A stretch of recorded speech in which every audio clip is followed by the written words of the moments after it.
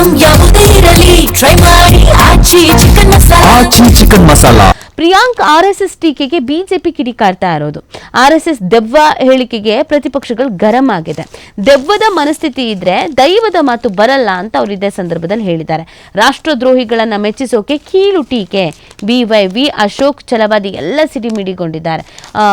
ಪ್ರಿಯಾಂಕ್ ಖರ್ಗೆ ಅವರ ಆರ್ಎಸ್ಎಸ್ ಬಗೆಗಿನ ಒಂದು ಸ್ಟೇಟ್ಮೆಂಟ್ ಇದೀಗ ಸಾಕಷ್ಟು ಅಸಮಾಧಾನಕ್ಕೆ ಮತ್ತೆ ಆಕ್ರೋಶಕ್ಕೆ ಕಾರಣವಾಗ್ತಾ ಇರೋದು.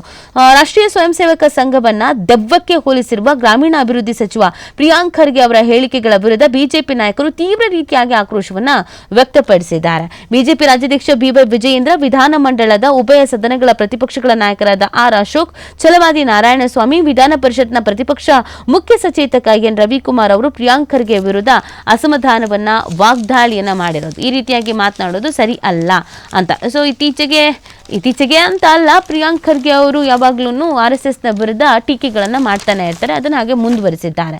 ಸೋಮವಾರ ತುರ್ತು ಪತ್ರಿಕಾಗೋಷ್ಠಿ ನಡೆಸಿದಂತ BY ವಿಜಯೇಂದ್ರ, ದೆವ್ವದ ಮನಸ್ಥಿತಿ ಅವರಿಂದ ದೈವದ ಮಾತು ಹೊರಬರೋದಕ್ಕೆ ಸಾಧ್ಯವೇ ಅಂತ ತೀಕ್ಷ್ಣವಾಗಿ ಮಾತನಾಡಿದ್ದಾರೆ. ಇನ್ನು ಪ್ರಿಯಾಂಕ್ ಖರ್ಗೆ ಅವರು ಕಣ್ಣಿದ್ದು ಕೂಡರಂತೆ, ಕಿವಿ ಇದ್ದು ಕಿವುಡರಂತೆ ನಟಿಸ್ತಾ ಇದ್ದಾರಾ ಅಂತ ಅನುಮಾನ ಇದೆ. ಕಳೆದೆರಡು ವರ್ಷಗಳಲ್ಲಿ ಅವರ ಇಲಾಖೆ ಬಗ್ಗೆ ಸುದ್ದಿಗೋಷ್ಠಿ ನಡೆಸಿ ಮಾಹಿತಿ ಇಲ್ಲ.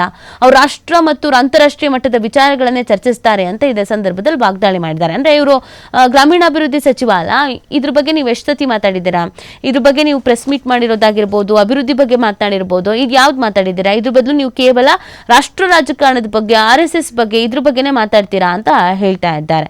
ಇನ್ನು ಕೀಳು ಅಭಿರುಚಿಯ ತೆವಲು ಅಂತ ಹೇಳಿರೋದು. ಸಚಿವರಾದ ನಂತರ ಕಲ್ಯಾಣ ಕರ್ನಾಟಕ ಅಭಿವೃದ್ಧಿಗೆ ಪ್ರಿಯಾಂಕ್ ಖರ್ಗೆ ಕೊಡುಗೆಗೇನು ತಮ್ಮ ವೈಫಲ್ಯವನ್ನ ಮುಚ್ಚಿಕೊಳ್ಳೋದಕ್ಕೆ ಕೀಳು ಪ್ರಚಾರದ ತೆವಲಿನಿಂದ RSS ಗುರಿಯಾಗಿಸಿ ಕೀಳು ಅಭಿರುಚಿಯ ಟೀಕೆ ತೆವಲು ಹೆಚ್ಚಿಕೊಂಡಿದ್ದಾರೆ. ಅವರು RSS ವಿರೋಧಿ ಮಾತುಗಳಲ್ಲಿ ರಾಷ್ಟ್ರದ್ರೋಹಿ ಶಕ್ತಿಗಳನ್ನ ಮೆಚ್ಚಿಸುವ, ಹಿಂದೂ ಧರ್ಮವನ್ನು ಅಪಮಾನಿಸುವ ಹಿನ್ನೆಲೆ ಮನಸ್ಥಿತಿ ಆಗಿದೆ ಅಂತ ಇದೇ ಸಂದರ್ಭದಲ್ಲಿ ಕಿಡಿಕಾರಿರೋದು. ಕಾಂಗ್ರೆಸ್ನ ಹಿಂದೂ ಪರಂಪರೆ ಮತ್ತು ಹಿಂದೂ ಪರ ಸಂಘಟನೆಗಳನ್ನ ತೇಜೋವಧೆ ಮಾಡುವುದಕ್ಕಾಗಿಯೇ ಪ್ರಿಯಾಂಕ್ ಖರ್ಗೆ ಅಂತವರನ್ನ ವಕ್ತಾರರನ್ನಾಗಿ ನೇಮಿಸಿದೆ ಅನ್ನೋದನ್ನ ಇದೇ ಸಂದರ್ಭದಲ್ಲಿ ಹೇಳಿದ್ದಾರೆ.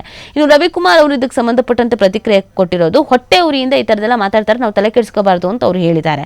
ಪ್ರಿಯಾಂಕ್ ಖರ್ಗೆ ಅವರು RSS ಕುರಿತು ದ್ವೇಷ, ಹೊಟ್ಟೆ ಉರಿಯಿಂದ ಮಾತನಾಡ್ತಾ ಇದ್ದಾರೆ ಅಂತ ಎನ್ ರವಿಕುಮಾರ್ ಅವರು ಟೀಕಿಸಿರೋದು. ಸುದ್ದಿಗಾರರೊಂದಿಗೆ ಮಾತನಾಡಿ, RSS ಸ್ಥಾಪನೆಯಾಗಿ 100 ವರ್ಷ ಆಗಿದೆ. ಇವತ್ತು ವಿಶ್ವದಲ್ಲಿ ನಂಬರ್ 1 ಅನ್ನುವಂಥ ಪಟ್ಟವನ್ನ ಪಡ್ಕೊಂಡಿದೆ. ದೇಶಭಕ್ತ ಸಂಘಟನೆ ಅಂತ ಬಂದ್ರೆ ಅದು RSS ನಿಂದ ಹೊರಬಂದವರು ದೇಶ ಸೇವೆ, ಸಮಾಜ ಸೇವೆ ಮಾಡ್ತಾ ಇದ್ದಾರೆ. ಅದನ್ನ ನೋಡಿ ಅವರಿಗೆ ಸಹಿಸ್ಕೊಳ್ಳಕ್ ಆಗ್ತಾ ಇಲ್ಲ ಅಂತ ಹೇಳಿದ್ದಾರೆ. ಪ್ರಿಯಾಂಕ್ ಖರ್ಗೆ ಮತ್ತು ಅವರ ತಂದೆ ಒಂದಾದ್ರೂ ತಿಂಗಳು RSS ಕುರಿತು ಅಧ್ಯಯನ ಮಾಡಬೇಕು ಅನ್ನೋದನ್ನ ಅವರು ಹೇಳಿದ್ದಾರೆ.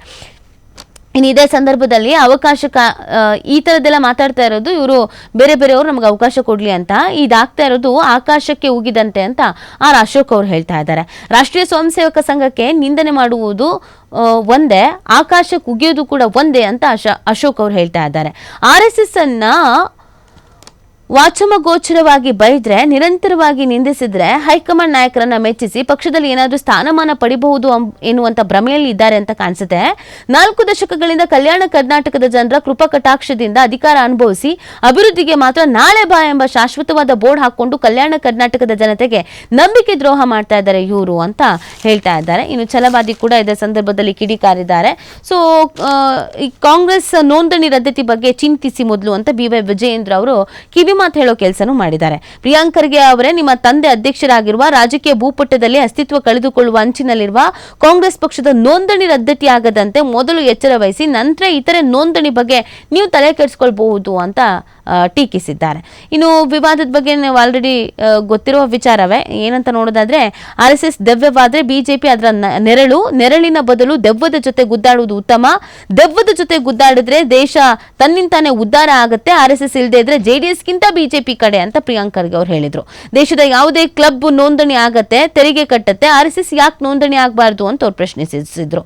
RSSಗೆ ವಿದೇಶದಿಂದ ಅಕ್ರಮ ಹಣ ವರ್ಗಾವಣೆ, ಮನಿ ಲ್ಯಾಂಡ್ರಿಂಗ್ ಆಗ್ತಾ ಇದೆ ಅಂತ ಕೂಡ ಇದೇ ಸಂದರ್ಭದಲ್ಲಿ ಆರೋಪಿಸಿದ್ರು. ಈ ಹೇಳಿಕೆಗಳ ವಿರುದ್ಧ ಮುಗಿಬಿದ್ದ ಬಿಜೆಪಿಗರು, VHP ಕೂಡ ಕಿಡಿಕಾರಿ, ಕೆಲವು ಕಾಂಗ್ರೆಸ್ಸಿಗರು ಇದನ್ನ ಸಮರ್ಥನೆ ಕೂಡ ಮಾಡ್ಕೊಂಡಿದ್ರು. ಸೊ ಒಟ್ಟಿನಲ್ಲಿ ಈ RSS ವಿಚಾರಕ್ಕೆ ಸಂಬಂಧಪಟ್ಟಂತೆಗೆ ಸಿಕ್ಕಾಪಟ್ಟಿ ರೀತಿಯಾದಂತಹ ಚರ್ಚೆಗಳು ಆಗ್ತಾ ಇದೆ. ಕಾಂಗ್ರೆಸ್ನವರು ಇದನ್ನು ಸಮರ್ಥಿಸಿಕೊಳ್ಳಿ